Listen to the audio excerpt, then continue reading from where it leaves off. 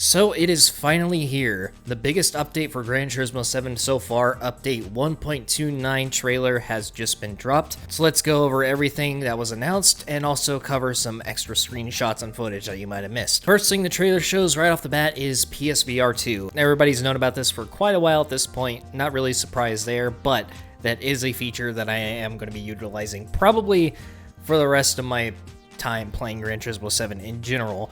Every single video that I make from that point onwards will have VR footage in it. Make sure you subscribe to the channel because I am going to be pumping out loads of those over the next few weeks. Up next, we actually have a pleasant surprise. GT SOPHY is finally here in Gran Turismo 7 for the PS5. Now, I imagine it wasn't added for the PS4 version due to performance issues or some other weird techie geeky stuff that I'm not familiar with, but it is nice that it is finally in the game after all this time. It seems like this is a completely separate game mode. I don't think all the AI in the game are going to be SOPHY from this point on, but from the looks of it, it just seems like it's going to be a new game mode. Up next, we have a few new SCAPES features. So we have a new drift mode, so you can finally take some drifting shots in your SCAPES photos, which is something that was missing from the game, but it's very nice to have it now. And you could also finally move the camera up and down, which is something that has really been kind of a headache dealing without, so it's nice to finally have that.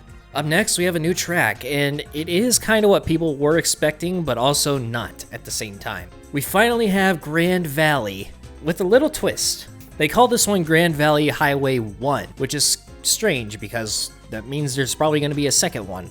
I don't know what the second one's going to be, but that's all we know for now. To me, this looks like the west coast of the US, probably off the coast of California somewhere. But I am actually curious on how this is going to look in-game, because this is a completely new take on the track. It used to be just like a fancy speedway, but now it's actually like highway roads. So we finally get a highway environment. It's probably going to be really good for cruise lobbies if you're into that sort of stuff. However, the track does look a lot more narrow, so we're going to have to see how it plays out whenever it comes to wheel-to-wheel racing. But as far as lobbies and time trial goes, I cannot wait to try it out. Of course, we have 4 new cars. Well, technically 5, but it's really 4. The Citroen DS21, the Honda RA272 Formula 1 car, the Ital-designed Extendo VGT, both in street and an off-road version, which is kind of surprising. We'll have to see how those go. And of course, the Porsche 911 Carrera RS 1973. I believe this is the OG 911 as well, so pretty cool to have a new generation in the game.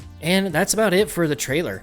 Like with every update, the Gran Turismo website posts some extra screenshots about the content in the game. Everything looks absolutely spectacular. Grand Valley looks pretty amazing, I'm not gonna lie. And for now, that's about it as far as the coverage for this update goes. I'll be making another video when the patch notes drop, so make sure you subscribe for that. And with all that being said, thank you guys for watching, and expect a lot of GT7 videos coming over the next couple weeks, particularly the VR videos. My VR headset arrives on the 22nd, which is the day after the update drop, so I won't be able to post anything until I get it. But as soon as a PSVR2 headset is in my possession, I will be doing a 2-hour stream doing my first impressions over it, so make sure you have your notifications on so you get announced whenever I go live. Anyways, with that being said, thank you guys for watching, and I will see you in tomorrow's patch notes video.